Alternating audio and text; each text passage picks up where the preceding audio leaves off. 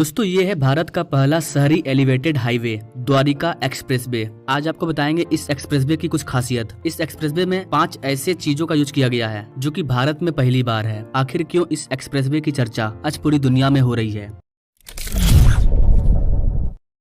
दोस्तों 11 मार्च 2024 को इस एक्सप्रेसवे का उद्घाटन किया गया प्राइम मिनिस्टर मोदी के द्वारा। लेकिन क्या आप जानते हैं कि पिछले 6 सालों में सिर्फ दिल्ली के अंदर 5 बड़े एक्सप्रेसवे का उद्घाटन किया गया है। दिल्ली ही क्यों? क्योंकि दिल्ली देश की राजधानी है। जब विदेशों से लोग आते हैं तो वो देश की राजधानी दिल्ली में आते हैं। भारत की पहचान दुनिया में देश की राजधानी दिल्ली से है।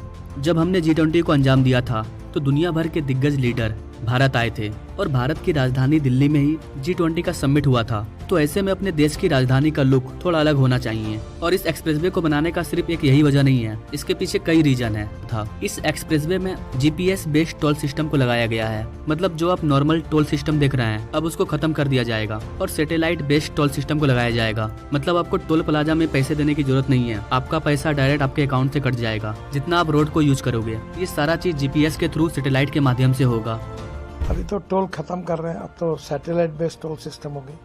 आपके बैंक अकाउंट से पैसे निकल जाएंगे और जितना आपने रोड के यूज किया उतना ही पैसा निकलेगा। द्वारिका एक्सप्रेसवे इतना खास क्यों है? द्वारिका एक्सप्रेसवे सिंगल पियर पर बना 8 लेन रोडवेज है और ये चीज भारत में पहली बार है। ये भारत का पहला 4 स्तरीय इंटरचेंज वाला भी रोड है। आप देख सकते हैं इस हाईवे पर जाने के लिए आपको 4 स्तरीय इंटरचेंज मिलेगा। द्वारिका एक्सप्रेसवे में 3.6 किलोमीटर तक 8 लेन लंबी टनल है। इसके अलावा द्वारिका एक्सप्रेसवे को हवाई अड्डे से जोड़ने के लिए 2.6 किलोमीटर का सुरंग भी बनाया गया है। इस एक्सप्रेसवे में जहाँ पर भी इंटरचेंज होगा एलिवेटेड सर्विस रोड भी दिया गया है। द्वारिका एक्सप्रेसवे जब दिल्ली के शिव मूर्ति और गुरुग्राम में खिड़की के दोला के बीच जब चलती है तो ये 16 लेन की हो जाती है। जी हाँ गाइस, 16 लेन के एक्सप्रेसवे को नियंत्रित करती है। इस एक्सप्रेसवे का 18.9 किलोमीटर का हिस्सा गुरुग्राम में है और बाकी का 10.1 किलोमीटर का हिस्सा दिल्ली में है। इस एक्सप्रेसवे में 8 लेन ग्रेड पृथक मार्ग है, 3 लेन की सेवा सड़कें हैं और जो भी 4 चौराहे हैं वहाँ पर अंडरपास और बहुस्तरीय इंटरचेंज भी मौजूद है। द्वारिका एक्सप्रेसवे से दिल्ली का IGI एयरपोर्ट, जेवर एयरपोर्ट,